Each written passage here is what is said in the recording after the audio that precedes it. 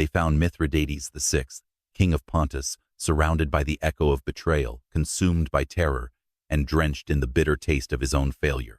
The Poison King, who had survived assassins, Roman generals, and conspiracies for decades, finally faced a death so pitiful and gruesome that it stripped away all the legends he had woven around himself.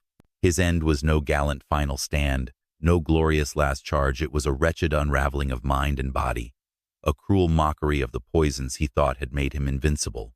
The stage was Anatolia, in the 1st century BCE, a fractious land where the Greek-speaking world collided violently with the Roman juggernaut. In the kingdom of Pontus, Mithridates VI had ruled with a brilliance and ferocity that made him the nightmare of Rome itself. Born around 135 BCE, Mithridates inherited a kingdom haunted by intrigue. His father, Mithridates V, was assassinated with poison at a royal banquet, leaving the young prince to navigate a court riddled with conspiracies and shifting loyalties. Some sources hint that Mithridates, barely in his teens, fled into the wilderness of the Black Sea to escape plots against his life by his own mother and brother. It was there, in the rugged forests and lonely coasts, that the legend of Mithridates took shape. He taught himself to survive in exile, honing his mind on strategy and his body on resistance to poison. In a time when assassinations by poison were almost a royal tradition, Mithridates dedicated himself to building immunity by ingesting small doses of various toxins, a regimen so obsessive it birthed the term Mithridatism, the practice of poison-proofing oneself. But beyond mere survival, this youth dreamed of empire. Pontus under his rule transformed from a modest Anatolian kingdom into a formidable Eastern power. Mithridates pushed his borders deep into the Aegean and set his sights on nothing less than the Roman Republic, whose appetite for domination he saw as a personal insult. He cast himself as the liberator of the Greeks, rallying cities weary of Roman taxes and Roman cruelty to his side. When war finally erupted, the first of 3 brutal Mithridatic wars, it shook the entire eastern Mediterranean. Mithridates' greatest moment of triumph and infamy came early in this conflict, the orchestrated massacre known as the Asiatic Vespers. In a single coordinated strike, Mithridates ordered the slaughter of an estimated 80,000 Romans and Italians living across Asia Minor. Overnight, he cleansed the land of Rome's settlers and collaborators, sending a chill of terror straight to the Roman Senate. It was a monstrous act, even by the blood-soaked standards of the ancient world, and it ignited a fury in Rome that would follow Mithridates to the grave.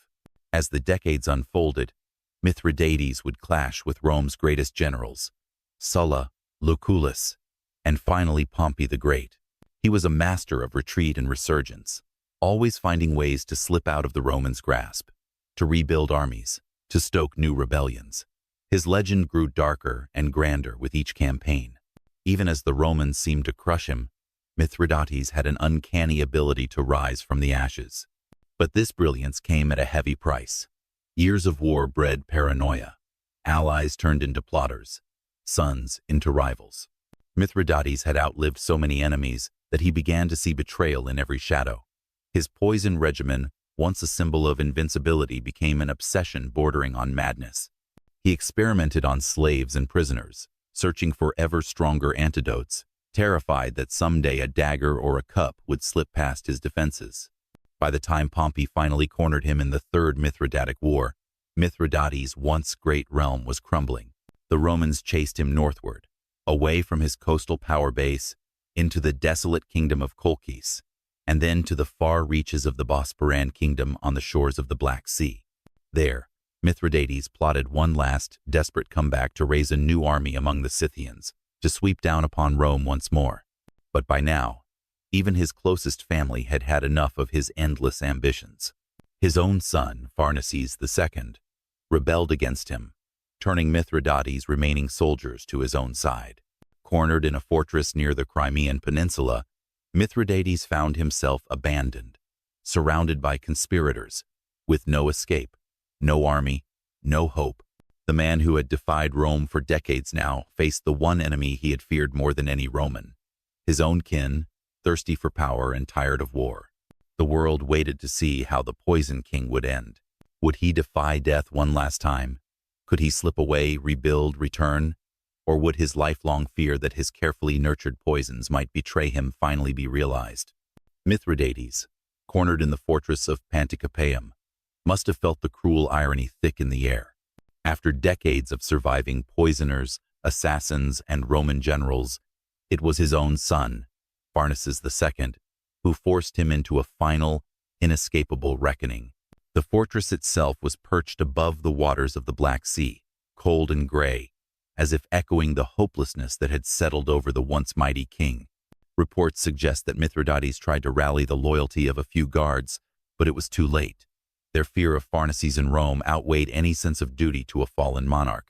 His dreams of a final resurrection of power to raise Scythian hordes and strike Rome once more crumbled into dust. Mithridates was no longer the liberator of the Greeks or the scourge of Rome. He was a paranoid tyrant, alone and hunted, desperate for a clean death. In those final hours, he turned to the very arsenal that had made him famous, the poisons he had so meticulously built resistance to. If he could not live, then at least he would die on his own terms, out of the reach of Rome and his treacherous son. He prepared a lethal draft, confident that the same poisons which had failed countless assassins would now bring him a swift escape from the agony of defeat. But fate, as if mocking his lifelong obsession, had other plans. Mithridates drank deeply, expecting the black sleep of death, but his body, conditioned by years of Mithridatism, refused to yield. The toxins that would have felled any other man barely scratched him. His immunity, once his proudest shield, had become a cruel curse. Accounts from historians like Appian and Cassius Dio record the horror that followed. Mithridates, discovering that poison could not kill him, was left convulsing and retching, his body racked with unbearable pain but refusing to die. His servants watched in terror as the mighty king writhed, a pathetic ruin of his former majesty, begging for the end to come. It did not come. The fortress walls echoed with his tortured groans as hours stretched on. Realizing the poison would not save him, Mithridates made the last decision of his tragic life. He called for one of his loyal Gallic bodyguards, Mithridates, and ordered him to end it. It was a brutal, humiliating finale. Mithridates VI, who had terrified the mightiest empire in the world, died not from the cunning of his poisons nor the dignity of a warrior's sword, but by the blade of a hired soldier. Some say Mithridates wept as he plunged the dagger into his master. Others claim he did it gladly, ending the tyrant's misery. Thus the poisoned king died, stripped of all illusions, abandoned by his own blood, and denied the very death he had so obsessively planned. Word of his death spread swiftly, carried first to Pharnaces and then on to Pompeii. The Romans, who had feared Mithridates as the specter of the East for decades, rejoiced at news of his final fall. The Senate declared a grand celebration, honoring Pompey for ending one of Rome's longest and most costly conflicts. But for those who had followed Mithridates' soldiers, citizens, and allies, there was a deeper sorrow. Here was a man who had fought, relentlessly, against the rising power of Rome, who had championed Greek freedom and Anatolian independence. His methods were brutal, his ambition boundless, yet his cause had inspired tens of thousands. He was a hero to some, a monster to others, and a mystery to all. In the lands he once ruled, people whispered about the Poison King long after his death. Some claimed his ghost haunted the shores of the Black Sea, unable to rest because no poison could ever take him. Others saw his fate as a lesson, that no one, no matter how powerful or cunning, can truly escape betrayal, nor the corruption of their own dreams. The Romans made sure to erase many of his achievements from official histories. They wanted Mithridates to be remembered as a savage, a tyrant, a cautionary tale against resistance to Roman authority. Yet rumors of his brilliance refused to die. Plays, poems, and secret histories kept the story alive, celebrating him as a tragic warrior king who defied the greatest empire of his day and nearly broke it. His son Pharnaces, meanwhile, attempted to rule in his father's place under Roman patronage. He quickly discovered that Rome had no interest in powerful local dynasties, only in loyal subjects. Pharnaces would eventually rebel as well and meet his own defeat at the hands of Julius Caesar decades later. The legacy of Mithridates, it seemed, was a poisoned gift even to his own descendants. In the grand halls of Rome, Mithridates' name became a kind of fearful legend. Generals studied his campaigns, senators recited his atrocities, and children heard horror stories of the king who had once slaughtered 80,000 Romans in a single night. And yet, among Rome's enemies, his name became a banner of resistance, an almost mythic symbol that the great empire could be wounded. His final moments, so full of irony and wretchedness, stood as an unforgettable testament to a life lived at the extremes. Mithridates had become the very poison he feared, an unstoppable toxin to others, but one that ultimately destroyed itself. In the dark aftermath of Mithridates' death, the Roman world breathed easier, but the ripples of his rebellion did not cease. The memory of his spectacular resistance haunted their imperial imagination. This was a man who had challenged Rome for nearly 40 years, who had survived 3 separate wars, and who had built alliances that spanned from Greece to Armenia, from the Black Sea to the deserts of Cappadocia. His campaigns had forced some of Rome's finest generals to retreat in shame, and in that, he exposed Rome's vulnerabilities like no other Eastern monarch had ever dared. Even in defeat, Mithridates had left scars on Roman pride that would never quite heal. In Anatolia, the cities he once rallied remembered him as a liberator, a king who had dared to slaughter the colonizers and stand for Hellenic freedom. Statues were quietly raised in secret corners, epic poems composed, and family stories told around hearths that carried his name forward, a defiant memory to contrast the official Roman version of a deranged tyrant. Yet the fall of Mithridates also marked a terrible reckoning for the people of Pontus and its allies. Roman retribution was swift and merciless. Pompey reorganized the entire region, tearing apart Mithridates' old alliances and planting Roman governors everywhere. Cities that had supported him faced crushing taxes and brutal reprisals. The kingdom he had built, with such furious determination, was shattered in months.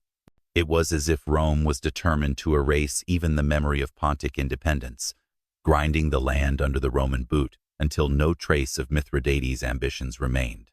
And what of Mithridates' once mighty family? His wives, concubines, and younger children faced a grim fate. The Romans rounded them up, paraded them in triumphs through the streets of Rome, and then banished or executed them to prevent any spark of rebellion. Pharnaces II, the son who had betrayed his own father, would eventually see the curse of that betrayal come back upon him. When he rebelled against Rome in 47 BCE, he faced Julius Caesar himself and was decisively crushed. The gods, it seemed, had no love for traitors in Mithridates' line. In the years following his death, the fortress at Panticapaeum, where Mithridates died, became a place of macabre fascination.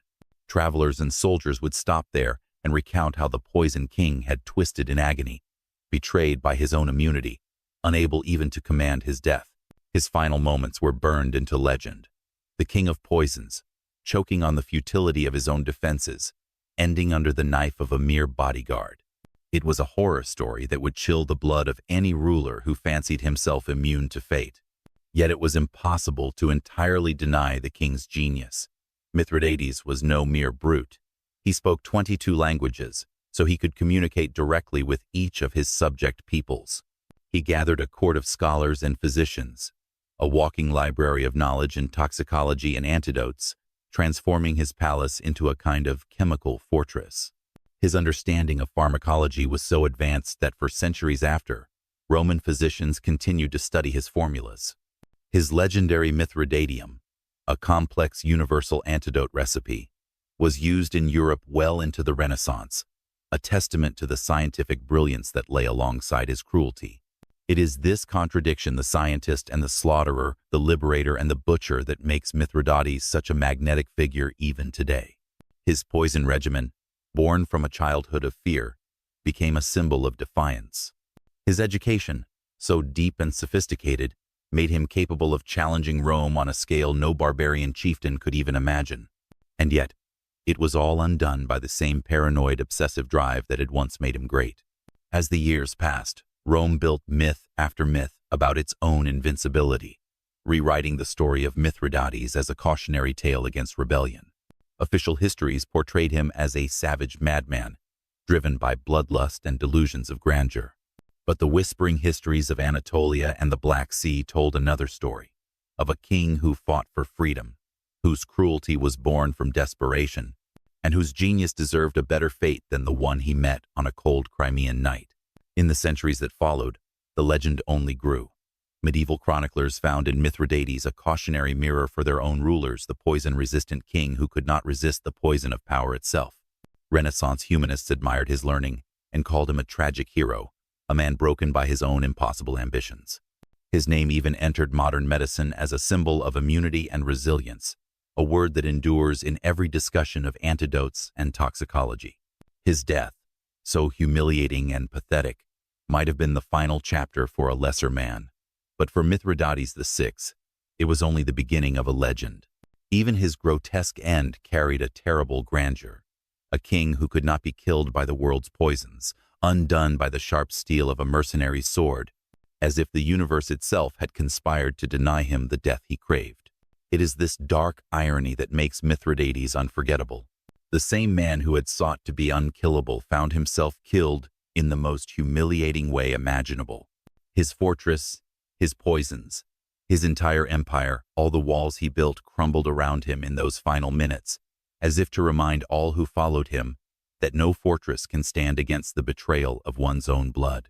Long after Mithridates had been reduced to a corpse on the fortress floor, the echoes of his final struggle continued to resonate across the ancient world. To the Romans, the death of Mithridates was a trophy proof that their empire could break even the strongest of its enemies.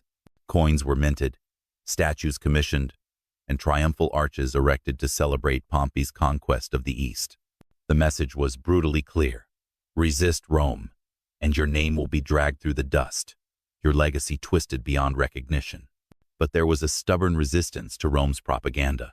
Among the Greeks and Anatolians who had once called Mithridates their liberator, there remained a grudging respect, even a dark admiration.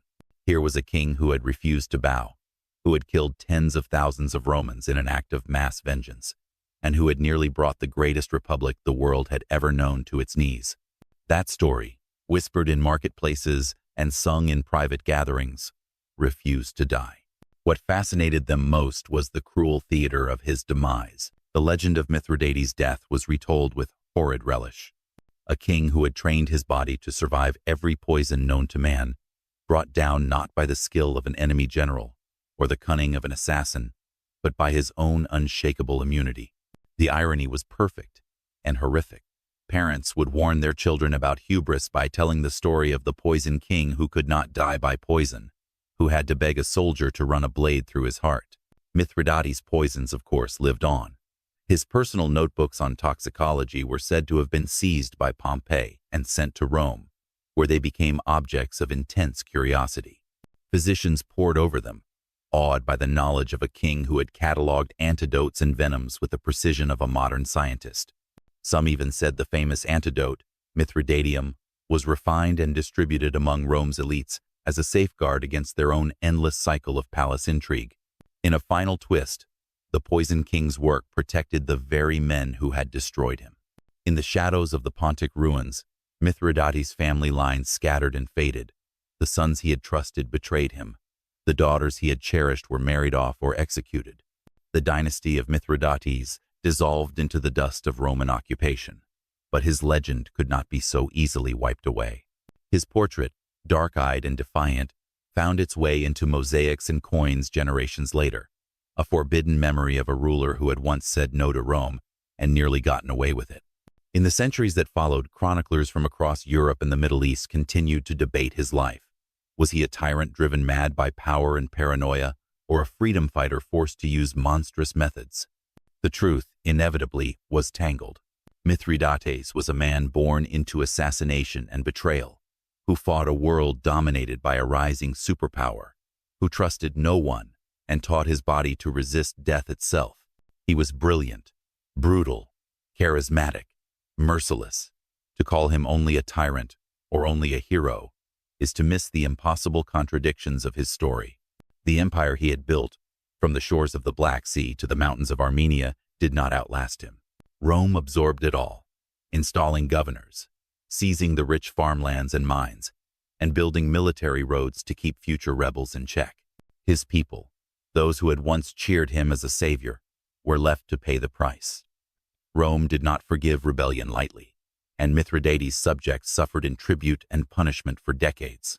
Yet the Poison King had left them something they could never fully repay: a legacy of defiance. Long after their taxes were paid to Roman governors, long after their sons were drafted into Roman legions, they remembered Mithridates as the one who had dared to strike at Rome's heart. In taverns and trading posts, his name became a quiet code for resistance, a reminder that empires could bleed, and sometimes even kings could be larger than life. The fortress of Panticapaeum itself stood in mute witness to this epic tragedy. Travelers, merchants, even Roman soldiers would stand at its walls, staring out over the cold waters of the Black Sea, and wonder what thoughts had plagued Mithridates in those last hours.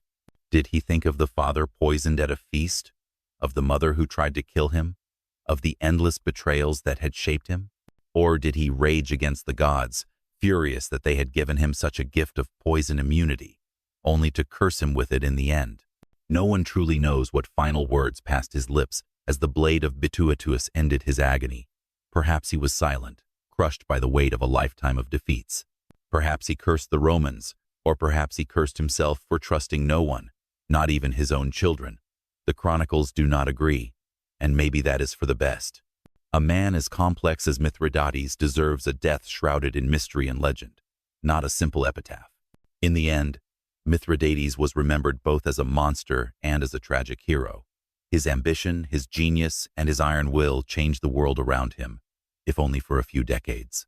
Even as Rome celebrated his downfall, it could never quite erase the fear and respect he commanded. He had forced the greatest empire on earth to reckon with its own limits, and for that alone, his name would echo through history. Generations after Mithridates' fall, historians continued to grapple with the chilling drama of his final moments.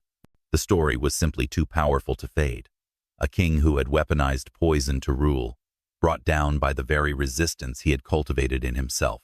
His death became a cautionary fable, retold with a kind of dreadful awe, a reminder that nature itself has its own sense of irony, crueler than any man's design.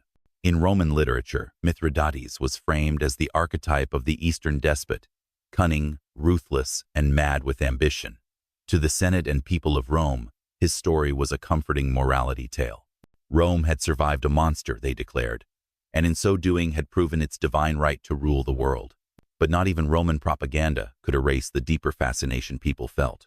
For all his savagery, Mithridates had a genius that even his enemies could not ignore. The shadow of Mithridates even influenced Roman emperors themselves. Augustus and his successors took caution from his example, understanding how a single brilliant rebel could disrupt the flow of empire. They tightened provincial controls, rooted out dissidents with ruthless speed, and made sure no governor could grow as powerful as Mithridates had once been in Pontus. He had left a mark on Roman statecraft, forcing it to adapt to prevent another such king from rising. Meanwhile, in the lands that had once been Pontic, a hushed reverence survived, woven through the generations. In Anatolia and along the Black Sea, people told stories of how Mithridates had stood against impossible odds, wielding the fury of a wronged people, how he had promised liberation to Greeks under Rome's thumb. Even if he had failed, he had embodied their dreams of freedom for one brief, bright moment. For them, his death was not just tragedy but a kind of dark miracle proof that the will to resist could live on, even if the man himself could not. Over the centuries, the ruins of his fortresses became pilgrimage sites for those who wondered about power and its price. Roman travelers would recount seeing offerings left on Mithridates' former battlements: a dagger laid in the dust, a small clay vial of herbs, perhaps in memory of the king who had tried to conquer death itself.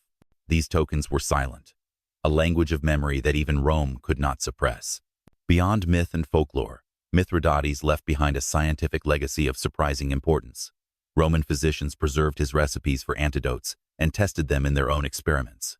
Pliny the Elder, writing a century later, referenced Mithridates' formulas as a marvel of chemical knowledge. In medieval Europe, his supposed antidote became almost magical in reputation, a cure-all to guard kings and emperors from assassins' poison. Ironically, the very man who could not kill himself would help others survive for centuries to come. In time, the figure of Mithridates passed beyond the realm of history into that of legend. Playwrights and poets found endless inspiration in his tale. The boy who fled into the wild to escape assassination, the brilliant rebel king who shattered Roman peace, the tragic figure who could not die by poison. His name became a byword for invincibility, twisted by hubris, a symbol for the unstoppable power of resistance, and the ruin that comes when resistance consumes everything around it. For many, Mithridates stands as a reminder that greatness and self-destruction are often twin forces. He had everything a king could want: power, wealth, genius, charisma. But he was haunted from childhood, shaped by fear and poison, never able to trust a soul, convinced that betrayal lay behind every smile. This was a king who trusted only himself, and that, in the end, proved to be the most lethal poison of all. His last stand, alone in a fortress with nothing left but a goblet of poison that would not kill him, is a moment so full of tragic theater it seems written for a stage rather than a battlefield. We see in those final minutes the collapse of a lifetime of obsession, the crushing irony of a man undone by the very thing he believed would protect him forever. Mithridates died a king, yes, but one stripped of glory, reduced to a shrieking ruin, a puppet of his own worst fears. Yet history is never so simple. His death, horrifying as it was, did not erase his dreams. It did not kill the hope that one day the East might rise against Roman rule, or that a new liberator might appear. In this way, Mithridates VI became more than just a man. He became an idea that even Rome could not quite bury, no matter how many triumphs they celebrated over his corpse. The Romans had destroyed his armies, toppled his kingdom, and humiliated his family, but they could never fully destroy the legend.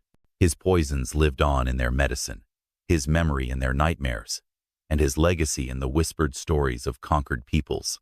A man who refused to die even in death was a terror Rome could never quite extinguish. In the centuries that followed, the name of Mithridates VI carried a resonance that refused to fade, echoing like a dark chant through the annals of history. For the victors of Rome, his story remained a necessary reminder of the costs of hubris and rebellion, a cautionary tale of what happens when a king grows too bold and dares to defy the gods of empire.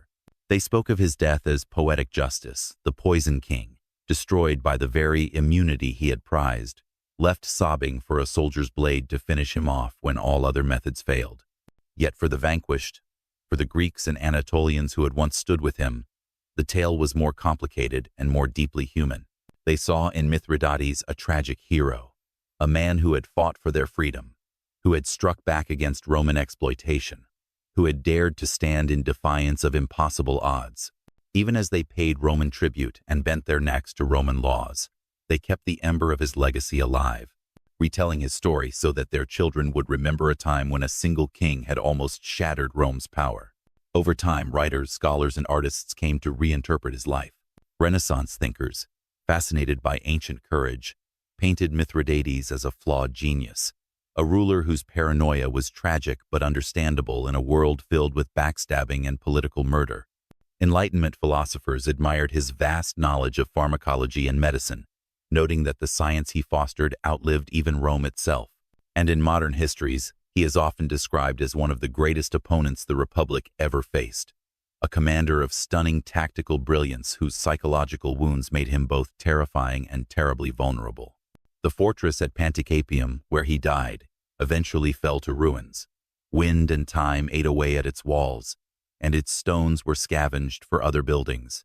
But for centuries, people claimed that on stormy nights, they could hear faint echoes there, cries of a dying king, cursing the poison that would not kill him. It became a haunted place, a silent monument to betrayal, failure, and the unbearable weight of ambition. Mithridates VI has come to symbolize the ultimate tragedy of power, the impossibility of absolute control. His lifelong war against Rome was in many ways a war against fate itself. In every antidote he tested, every assassin he foiled, every army he rebuilt, Mithridates tried to bend the universe to his will. And in the end, the universe, through betrayal, through his own hardened body, through a final mercenary's blade, reminded him that no human being can master everything. That is why his death resonates so strongly even today. It feels like a lesson carved into the bones of history. Yet we must not forget the man behind the myth. Mithridates was not a monster alone. He was a child who had seen his father poisoned, who grew up in a court of knives and conspiracies, who learned before he was a man that trust could be fatal. He turned that fear into a lifelong obsession with survival, and in doing so built an empire that nearly eclipsed Rome itself. His atrocities were horrifying, but they were born from a world that rewarded cruelty and punished weakness. His brilliance was undeniable, and his final downfall heartbreakingly human. Perhaps that is the most powerful truth about Mithridates, that he was both the architect of his triumphs and the author of his own destruction. His poisons made him powerful, but they also imprisoned him, convincing him he could cheat every danger. His charisma built a kingdom, but his paranoia tore it apart. In this way, Mithridates is the perfect tragic figure, neither demon nor saint, but a ruler whose life shows how closely genius can walk alongside madness. And so his legend endures. Historians still debate his strategies. Pharmacologists still mention Mithridatism as a remarkable, if dangerous, experiment in resistance. Popular culture continues to borrow pieces of his story. The lone king battling impossible odds, the genius who could not escape his own nightmares, the ruler whose death was as horrifying as any he had ever inflicted. If there is a final lesson in the death of Mithridates VI, it is this: even the greatest efforts to control destiny will eventually be undone by forces we cannot predict. Even the strongest defenses can become cages, and even the most invincible king can find himself begging for death while the world watches, unpitying and unmoved. So as you reflect on the life and horrifying death of Mithridates VI, ask yourself, what is the cost of trying to master every fear, every threat, every betrayal? How far would you go to guard yourself from a world that means to kill you? And what would you lose along the way? The Poison King's tale does not end in triumph or in nobility, but in a chilling, unforgettable scene of a man who could not die the way he had planned, who met death on its own terms at last. And perhaps, in that gruesome moment, we find the truest mirror of all, that to be human is to be vulnerable, no matter how hard we try to fight it. If you found this story as haunting as I did, I invite you to share your thoughts below. Do you see Mithridates as a monster, a hero, or something in between? Let's talk about it, because history, like poison, is never simple.